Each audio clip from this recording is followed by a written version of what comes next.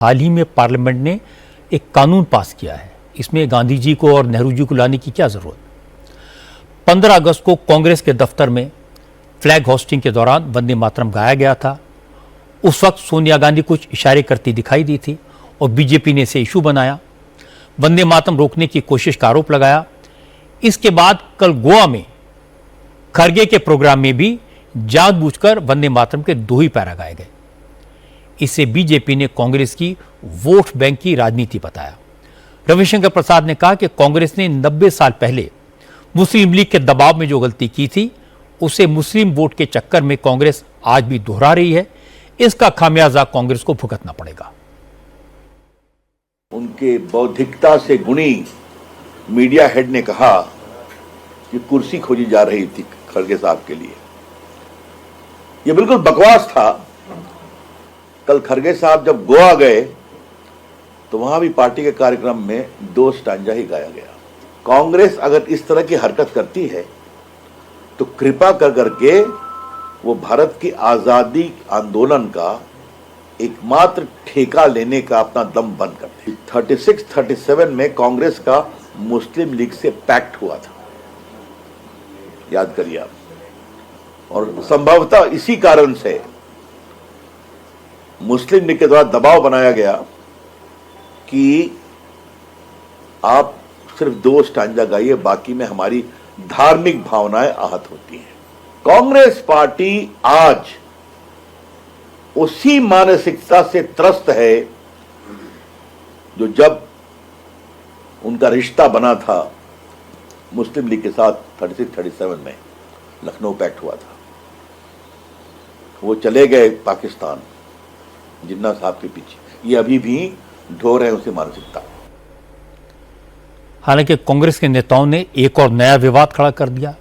महाराष्ट्र कांग्रेस के प्रभारी और केरल के होम मिनिस्टर रमेश चेन्निथला ने स्वतंत्रता दिवस का एक वीडियो सोशल मीडिया पर पोस्ट किया। इसमें रमेश चेन्निथला तिरंगे के आकार का केक काटते हुए दिखाई दे रहे हैं। और जैसे वीडियो सामने आया तो महाराष्ट्र बीजेपी के नेताओं ने कांग्रेस पर हमला किया। महाराष्ट्र सरकार के मंत्री चंद्रशेखर बावनकुले ने कहा कि वोट बैंक के चक्कर में कांग्रेस मर्यादा की सारी हदें लांघ रही है। बावनकुले ने कहा कि अगर कांग्रेस में थोड़ी भी शर्म बची है तो राहुल गांधी रमेश चेन्निथला को तुरंत मंत्री पद से हटाएं।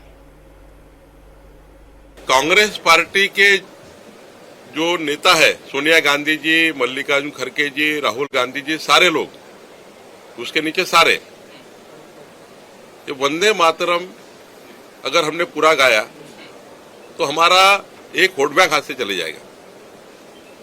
जो वंदे मातरम को पसंद नहीं करता है, वोट बैंक की राजनीति, होठों का लांगून चालन कर रही कांग्रेस पार्टी।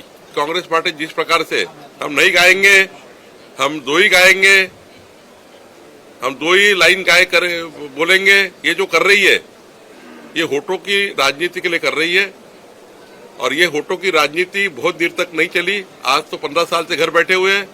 अब इन्होंने वंदे मातरम नहीं गाया तो 2047 तक कभी भी इस देश की जनता इनको, जो अभी हालत की इससे भी खराब हालत कांग्रेस पार्टी की देश की जनता करेगी। रमेश चेन्निथला को शर्म लगनी चाहिए, देश की माफी मांगनी चाहिए। तिरंगा ध्वज उसका केक बना के काटना, उसका वीडियो पोस्ट करना। गृह मंत्री है एक राज्य के, गृह मंत्री का भी इस्तीफा देना चाहिए, इनको निकाल देना चाहिए वहां के मुख्यमंत्री ने। सोनिया गांधी और राहुल गांधी ने अपनी भूमिका स्पष्ट करनी चाहिए। वंदे मातरम के मुद्दे पर एनडीए के खेमे में भी एक गड़बड़ हो गई। महाराष्ट्र के deputy chief minister Eknath Shinde के प्रोग्राम में वंदे मातरम की जगह लता मंगेशकर का गाया हुआ एक गीत बजाया गया।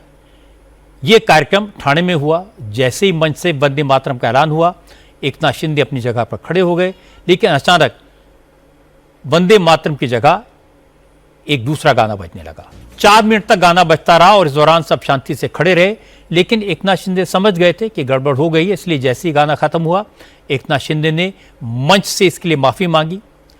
आयोजकों को ऐसी गलती दोबारा न करने की नसीहत दी। आपलं जे सुरुवातीला वंदे मातरम झालं ते जे संसदेने मंजूर केलेलं, मान्यता दिलेली कडवी नव्हती, थोडं गाणं होतं ते, तर ते पुढे संयोजकांनी यापुढे काळजी घ्यावी. वंदे मातरम जे आपलं संसदेत मंजूर झालेलं आहे त्याला मान्यता मिळाली आहे आणि तसंच वंदे मातरम प्रत्येक कार्यक्रमामध्ये आपण गायलं पाहिजे. एकनाथ शिंदे मराठी में जो कहा उसका मतलब आपको हिंदी में बता देता हूं. एकनाथ शिंदे ने कहा शुरुआत में जो वंदे मातरम बजा वो सही नहीं था. संसद ने जिस राष्ट्रगीत को मान्यता दी है ये वो नहीं था. कार्यक्रम के आयोजकों को इस बात का ध्यान रखना चाहिए. पार्टी के सभी कार्यक्रमों में राष्ट्रगीत ही बजे, किसी कीमत पर वंदे मातरम का अपमान न हो. अब कल तक कांग्रेस कह रही थी कि झंडा फहराने से पहले पूरा वंदे मातरम गाया गया. सोनिया गांधी ने वंदे मातरम को आधे में नहीं रोका. वो तो खरगे जी के लिए कुर्सी मांग रही थी. लेकिन अब पता चला कि केरल में सरकारी समारोह में वंदे मातरम नहीं गाया गया, क्योंकि वहां कांग्रेस की सरकार में मुस्लिम लीग पार्टनर है और मुस्लिम लीग को पहले दिन से ही वंदे मातरम पर आपत्ति है. लेकिन बंकिम चंद्र चटर्जी ने जब वंदे मातरम लिखा था तो ये स्वाधीनता की लड़ाई का तराना था. ये भारत मां की वंदना के रूप में लिखा गया था.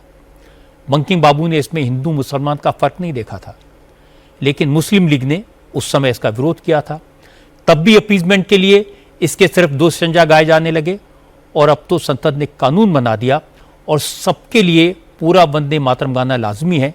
इसका विरोध कैसे किया जा सकता है, यह समझ से बाहर है.